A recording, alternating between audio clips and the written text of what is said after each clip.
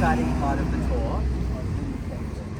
So we're opening the station on the 1st of September, immediately after our last round of major works over at Exford Road, where we're closing the road from the 11th to the 31st and put the final bridge beams in place, and that means we can run the trains all the way from Southern Brook to the new station. And like Doug said before, it is a staged opening, so we will still have some works going on. For example, we'll be closing Coburn's Road in September, so we can rip out the tracks and make that one through gate and level crossing free as well, even though we do have the steel bridge going over already.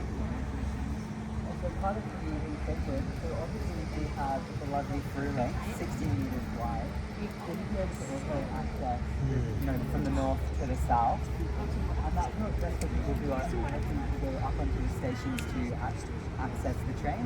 Anyone will be able to go through the through lane, just like people used the underpass before, to access under the train line. And that's 16 metres wide, and that is an intentional number. So we want to create a sense of safety as well. We know this is a big station. So there's clear sight lines. So whenever you're on the train, you should be able to see out and see sight lines going up and down the station. So there is no hidden corners, for example, where you're walking and you don't know who's coming to the side. So you'll always be able to see who's around and where you are as well. And as part of the station, we have 2 lifts on each platform, on each side. And they're all on backup generators as well, so if there's ever a power failure, they'll be able to run with no interruption as well. And I think on our first tour, we did have a question about what type of steel is on the guardrails, so just to let you guys know, we do have the answer. We have stainless steels on anything that you guys are going to be touching, so guardrails, handrails, anything in accessible bathrooms, for example. Anything that people are meant to be touching, we galvanize it. We have also a waiting room that is air conditioned. So part of our climate future proofing is not just the tree canopy coverage, so we want to have more shade. We also want to ensure that being able to wait for your train is comfortable. So we have an air conditioned waiting room on the bottom floor, and you can go up on the lifts or the stairs. We also have fully staffed from first service to last service as well, so at the time when you're taking the train, there'll be someone there to help you support, and we'll have PSOs as well based around the station. Any questions? You might need them, Matt. We'll have to figure that one out. Look, in terms of, we know that safety is a really important aspect. You spoke about the light through me. If you're having a look through here as well, you're going to see obviously the additional lighting, okay, that's part of the project to be able to support people that are getting around.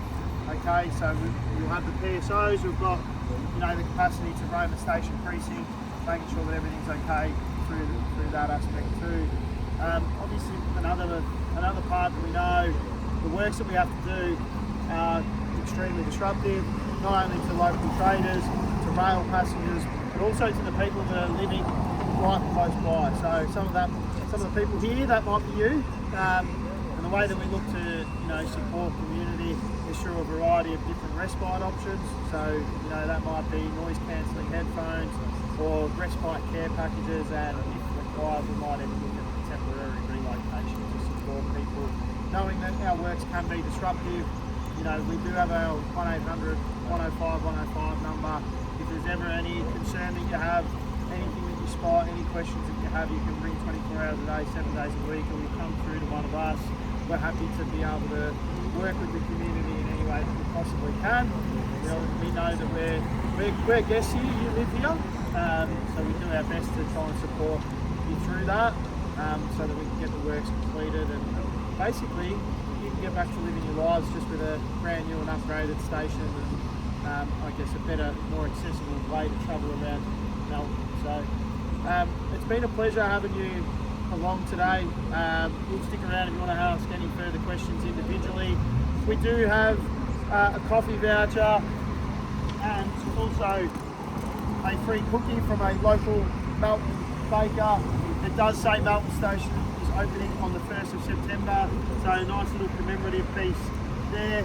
If cookies aren't your thing, that's okay, no problem at all. If I can get everyone probably going to be a bit hard. I might need just to move down that way slightly with the truck, and I'll get a group photo with the Melton station in the backdrop. If you want the photo, more than happy to send it to you once I get it safety checked. All good? Good. Wonderful. Thank you so much.